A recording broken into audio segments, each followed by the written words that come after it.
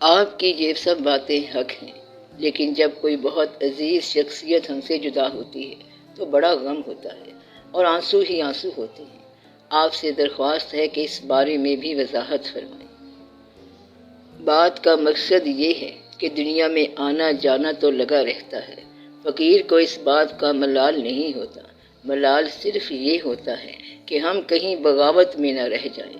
بڑی سے بڑی اور آسان فقیری یہی ہے کہ ہمیں اللہ کا ہر فیصلہ منظور ہے، یعنی ساتھ کے ساتھی اور ہم سفر کو اللہ کریم نے واپس بلا لیا تو دوسرے ساتھی نے مسلح بچھا لیا کہ ہمیں تیرا یہ فیصلہ بھی منظور ہے۔ اگر آپ 100 سال کی بے ریا عبادت کرو تب بھی یہ مقام آپ کو نہیں مل سکتا، یعنی تسلیم و رضا کا مقام۔ یعنی اگر فقیر ہونے کی خواہش ہو اور فقیری نہ مل رہی ہو تو آپ کا دوست مر کے آپ کو فقیری دے جاتا ہے، دوست تو یہاں سے نکل جاتا ہے، اور جو غم رہتا ہے وہ عبادت سے کہیں آگے ہے۔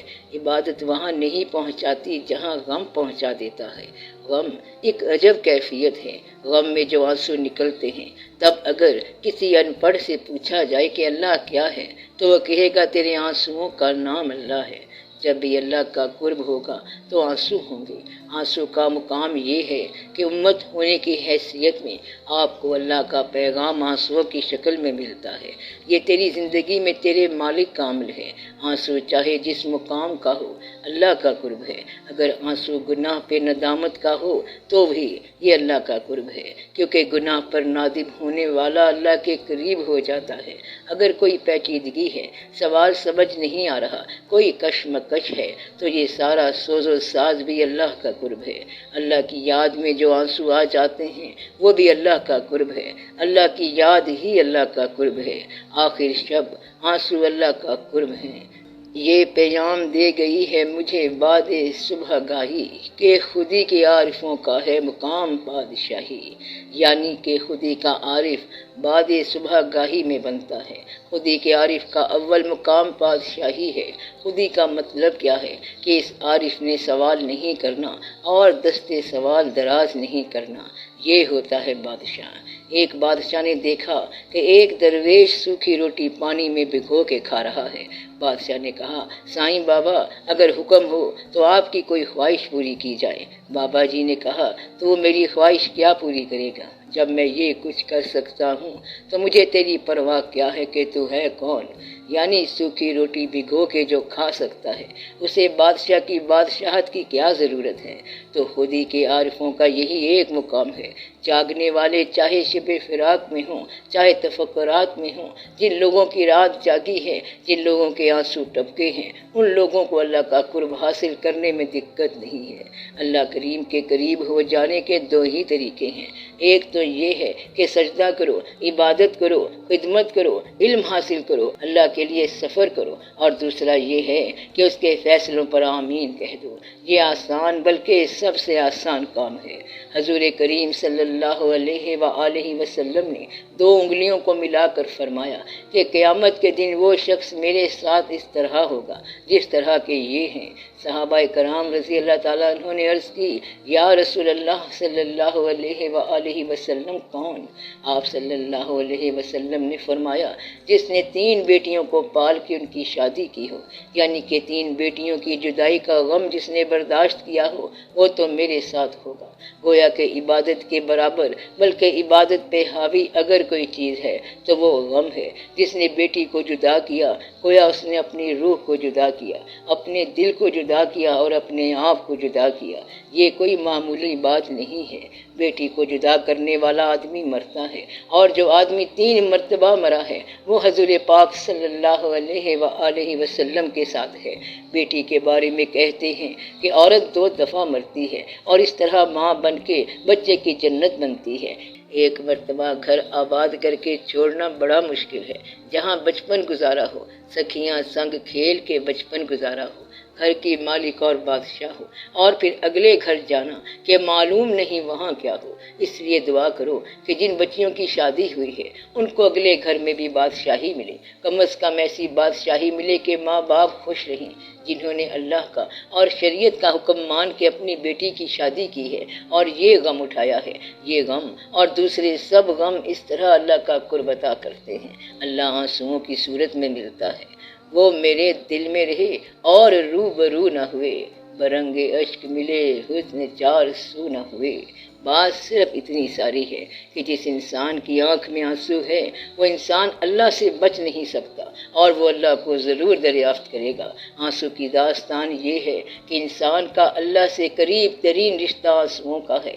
سجدے میں بھی انسان اللہ کے قریب ہوتا ہے، لیکن آنسو کا رشتہ بہت قریب ہے۔ اگر سجدہ بھی ہو اور آنسو بھی ہوں تو یہ بہت ہی تقرب ہوگا، اور یہ بہت بلند مقام ہے کہ سجدہ بھی ہو اور آنسو بھی ہوں۔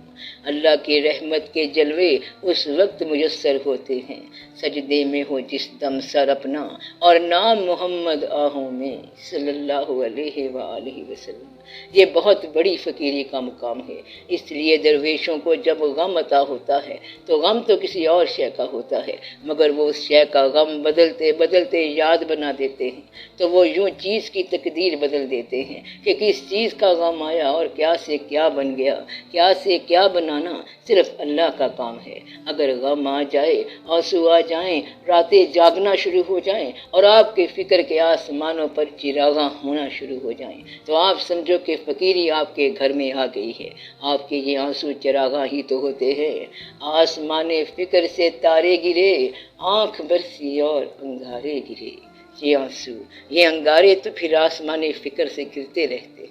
اور یہ بڑی بات ہے، اللہ کریم کا بڑا ہی احسان ہوتا ہے جب وہ غم عطا فرماتا ہے۔ جس نے غم کے سامنے اطاعت کا سجدہ کیا تو یہ اس کی بڑی تیز رفتار عبادت ہے۔ جس نے قید خانے میں اللہ کو سجدہ کیا تو یہ بھی بڑی تیز رفتار عبادت ہے کہ خود قید ہے اور قید خانے میں ہے اور بیڑیوں میں ہے، لیکن سجدہ اللہ کو کرتا ہے۔ ایک قصیدہ سب سے بڑا قصیدہ ہے۔ بڑے بڑے فقیر امام زین العابدین علیہ السلام کے اس قصیدے سے فقیریاں حاصل کرتے رہتے ہیں۔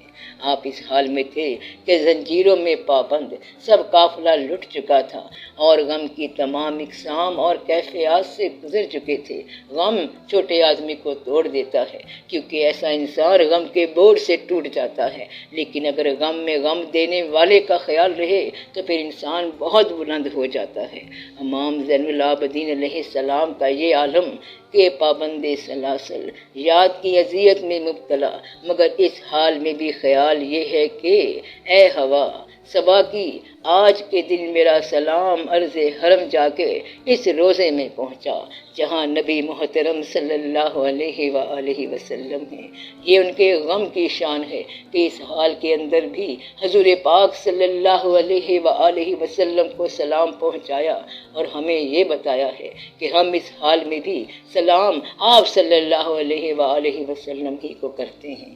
اس غم کے واقعے کے بعد آج اس حال میں اور اس غم میں بھی ہم سلام آپ صلی اللہ علیہ وآلہ وسلم ہی کو کرتے ہیں۔ جس نے اس حال میں سلام پہنچایا وہ پھر اس حال میں پہنچ گیا۔ اس حال کی بات عبادت سے کہیں آگے نکل جاتی ہے، حالانکہ امام زین العابدین علیہ السلام سلام کے وقت اپنا رشتہ بتا سکتے ہیں، مگر ادب سے نبی محترم صلی اللہ علیہ وآلہ وسلم کہا۔ یہ ادب غم کی مکمل داستان ہے۔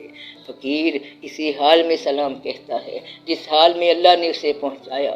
غم کے اندر اللہ کو یاد کرنے والا، خوشی میں اللہ کو نہ بھولنے والا، اپنے ہر حال میں اللہ کے فیصلوں پر راضی رہنے والا اور شکر کرنے والا، یہی تو فقیر ہوتا ہے، ورنہ وہ غم کو شکایت بنا سکتے ہیں۔ اللہ پھر پوچھتا تمہیں میرا فیصلہ پسند نہیں آیا؟ اگر اللہ کے فیصلے پسند نہ ہوں تو تم عبادت کیسے کر سکتے ہو؟ فقیر کہتا ہے یا اللہ تیرا یہ فیصلہ بھی ہمیں پسند ہے، تیرا یہ حکم بھی ہمیں منظور منظور ہے اور تیرا وہ حکم بھی منظور ہے۔ یا اللہ اگر تو غم دیتا ہے تو ہمیں غم بھی منظور ہے، کیونکہ ہم اس دنیا میں تیرے فضل کا انعام ہیں، اور تیرا فضل غم کی شکل میں بھی ہے اور خوشی کی شکل میں بھی ہے۔ اس لیے جس نے غم کے وقت اپنی پیشانی سجدے میں رکھ دی وہ فقیری میں بہت دور نکل گیا۔ غم عنایت ازلی ہے، یہ بڑے لوگوں کو ملا کرتا ہے، باقی لوگوں کو بھی غم ملتا ہے اور غم چلا جاتا ہے، اور وہ زندگی کی ڈش کی طرح غم بھی کھاتے رہتے ہیں۔ فقیر کا غم تقرب الہی کا درجہ ہے، غم میں دل موم ہو جاتا ہے اور دل میں خشیت اللہ پیدا ہو جاتی ہے۔ خشیت اللہ ہی تو اللہ ہے۔ اللہ تعالیٰ کے ساتھ وابستگی اس وقت ظاہر ہوتی ہے جب اللہ تعالیٰ کی طرف سے کوئی حکم آ جائے، آپ کے نام کوئی چٹھی آ جائے، جبکہ اس کی توقع نہ ہو۔ اس وقت وابستہ آدمی کہتا ہے کہ یعنی اے اللہ ہم حاضر ہیں، اور کہتے ہیں کہ ہم راضی ہیں، ہر حال میں راضی ہیں، وہاں پر لبیک کہتے ہیں۔ اللہ نے اگر اس سے کہا کہ تیرا وقت آ گیا ہے تو فقیر نے کہا لبیک، اور اگر اللہ نے کہا تیرے ساتھی کے جانے کا وقت آ گیا ہے تو وہ پھر کہتا ہے لبیک۔ بس یہاں پر ایک مقام ہے، اور یہ مقام زبردستی کسی کو درویش بنانے کا ہے کہ جو شخص ولی نہیں بنتا اسے ولی بنا دو۔ بیچارہ ولی بننا چاہتا ہے لیکن بننے کا کوئی طریقہ نہیں آتا، سخاوت پوری نہیں کر سکتا، غریبی کا خیال ہے، جاگ سکتا نہیں ہے، عبادت میں پروگرام ادھورا رہ جاتا ہے، لیکن ولی بننے کی حسرت ہے تو اسے غم دے کے فوری ولی بنا دیا جاتا ہے۔ غم ولی بنانے والا ایمرجنسی کمیشن ہے۔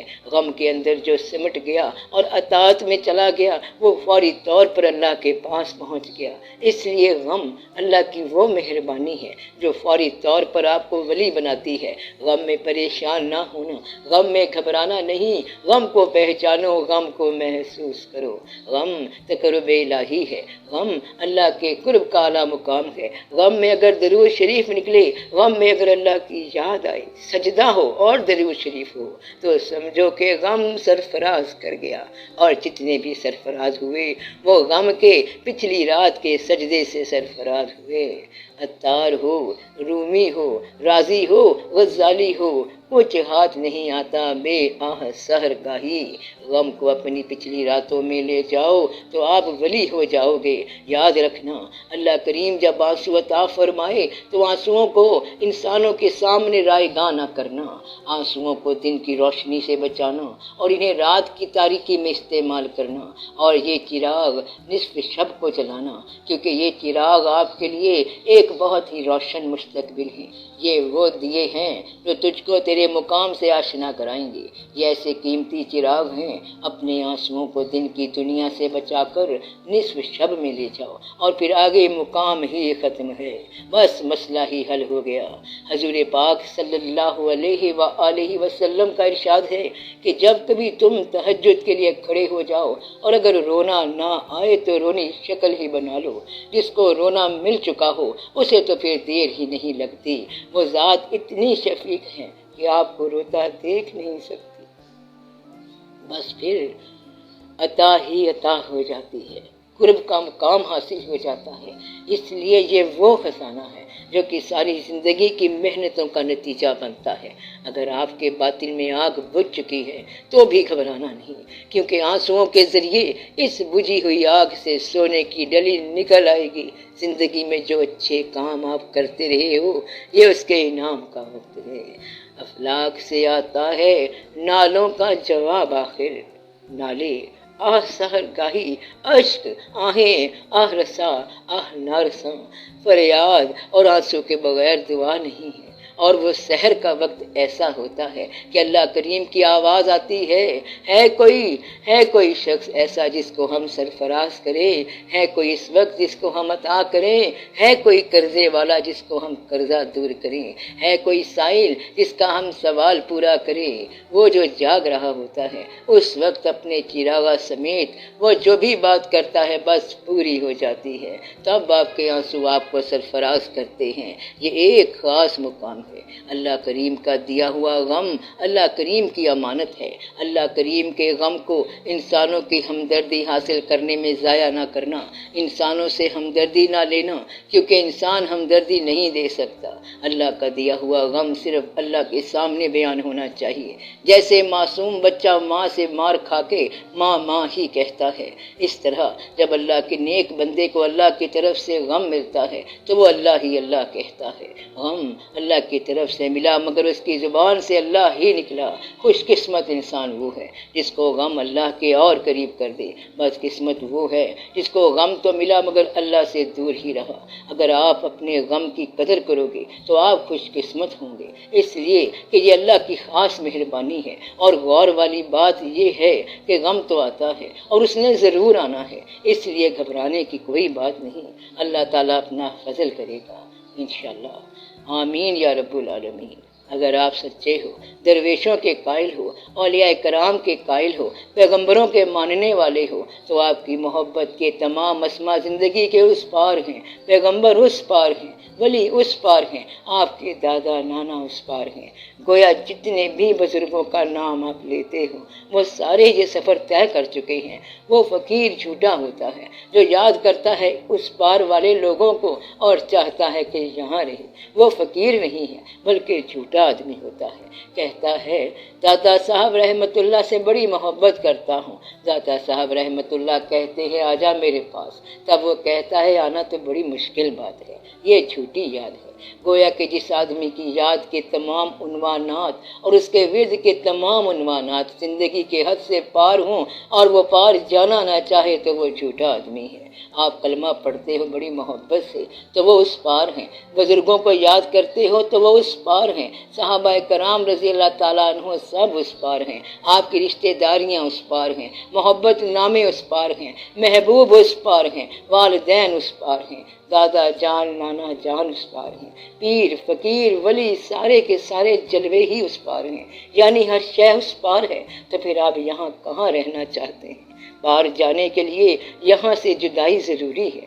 زندگی فراق ہے اور موت کو وصال کہا گیا ہے۔ بزرگوں نے زندگی کو فراق نہیں کہا مگر کمال یہ کیا کہ موت کو وصال کہہ کے زندگی کو فراق ہی کہہ دیا، لیکن زندگی کو فراق نہیں کہا۔ جس نے موت کو وصال کہا اس نے بڑے کمال کی بات کی ہے۔ موت اگر وصال ہے تو اس وصال کا فراق کیا ہے؟ فراق تو زندگی کو ہونا چاہیے۔